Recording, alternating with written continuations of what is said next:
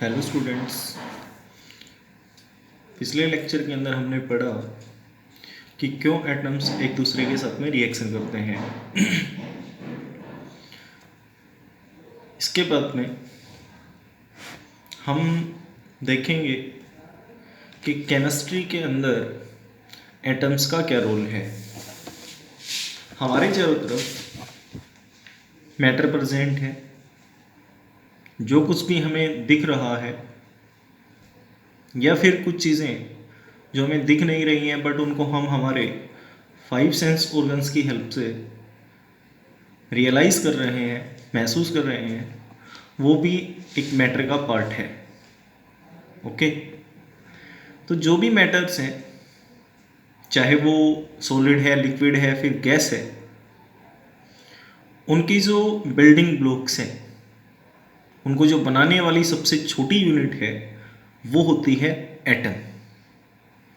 Atoms are the building blocks of all the matter around us. Atoms का जो size है वो बहुत छोटा होता है, उनको हम देख नहीं सकते। जैसे अगर हम हाइड्रोजन एटम के साइज़ को देखें, उसके एटॉमिक रेडियस को देखें, तो वो होता है 0.037 नैनोमीटर। पीरियोडिक टेबल के अंदर हम जैसे जैसे टॉप टू बॉटम आएंगे वैसे वैसे एटॉमिक रेडियस लगातार इंक्रीज होता है और लेफ्ट टू राइट जाने पर पीरियोडिक टेबल में एटॉमिक रेडियस लगातार डिक्रीज होता है। ये हम थर्ड चैप्टर के अंदर प्रॉपरली पढ़ेंगे। अब उसके बाद जो केमिस्ट्री है उसको हमें क्यों पढ़ना चाहिए, why should we read the chemistry. देखिए, हमारे चारों तरफ जो कुछ भी प्रेजेंट है या फिर लाइफ की बेटर अंडरस्टैंडिंग के लिए केमिस्ट्री को पढ़ना जरूरी है।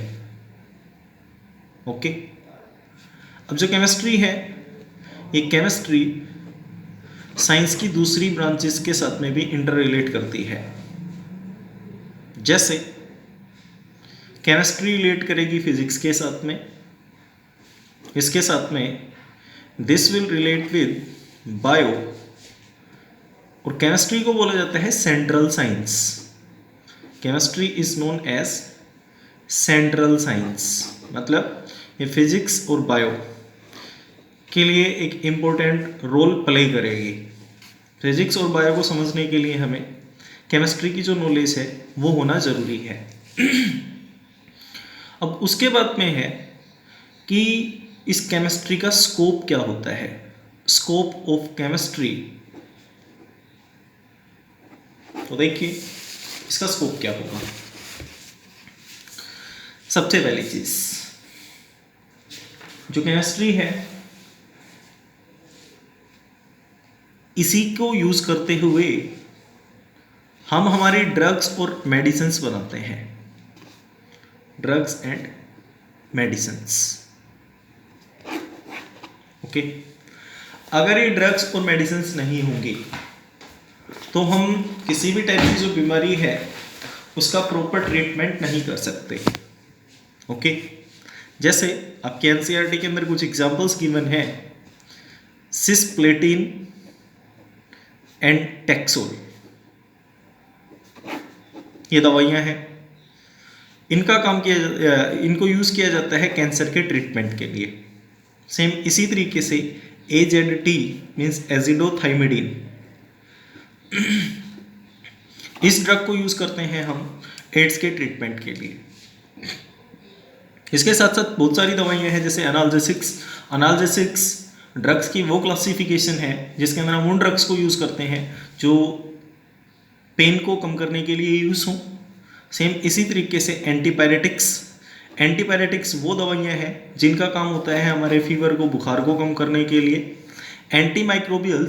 एंटीमाइक्रोबियल्स वो केमिकल सब्सटेंसेस हैं जिनको हम यूज़ करते हैं माइक्रोब्स को किल करने के लिए। एंटीमाइक्रोबियल्स के फिर आगे दो टाइप्स हैं, एक होता है एंटीसेप्टिक और दूसरा होता है डिसइंफेक्टेंट।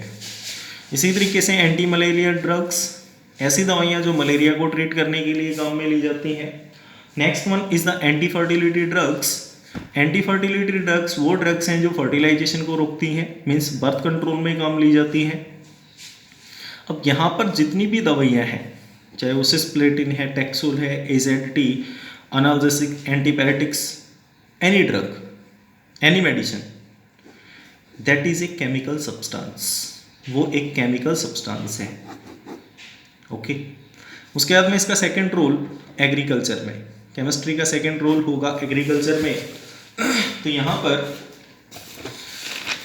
जो एग्रीकल्चर है, उस एग्रीकल्चर के अंदर हम यूज़ करते हैं फर्टिलाइजर्स। ठीक है, फर्टिलाइजर्स वो केमिकल सब्सटेंसेस हैं जो क्रॉप की प्रोडक्टिविटी को बढ़ाते हैं। इसके अलावा कुछ केमिकल्स होंगे जैसे इंसेक्टिसाइड और पेस्टिसाइड्स। इंसेक्टिसाइड और पेस्टिसाइड्स वो केमिकल सब्सटेंस हैं जो क्रॉप के अंदर प्रेजेंट इंसेक्ट्स और पेस्ट को मारने के लिए काम में लिए जाते हैं। ठीक है, इंसेक्ट और पेस्ट ये हमारी फसल को नुकसान पहुंचाते हैं। Next one is shelter. Shelter के अंदर हम लेते हैं सीमेंट या फिर कोई दूसरे अलॉय वगैरह, ये सभी भी केमिकल सब्सटेंसेस हैं और इन केमिकल सब्सटेंसेस को भी हम यूज़ करते हैं टू कंस्ट्रक्ट द बिल्डिंग्स, जो बिल्डिंग्स हैं उनको बनाने के लिए। इसके अलावा कुछ प्रिजर्वेटिव्स हैं। प्रिजर्वेटिव्स वो केमिकल सब्सटेंसेस हैं जो हमारे फूड को स्पॉइल होने से बचाते हैं। ओके, तो इस तरीके से केमिकल के बहुत सारे रोल्स हैं जो हमारे डेली लाइफ में यूज़ होते हैं।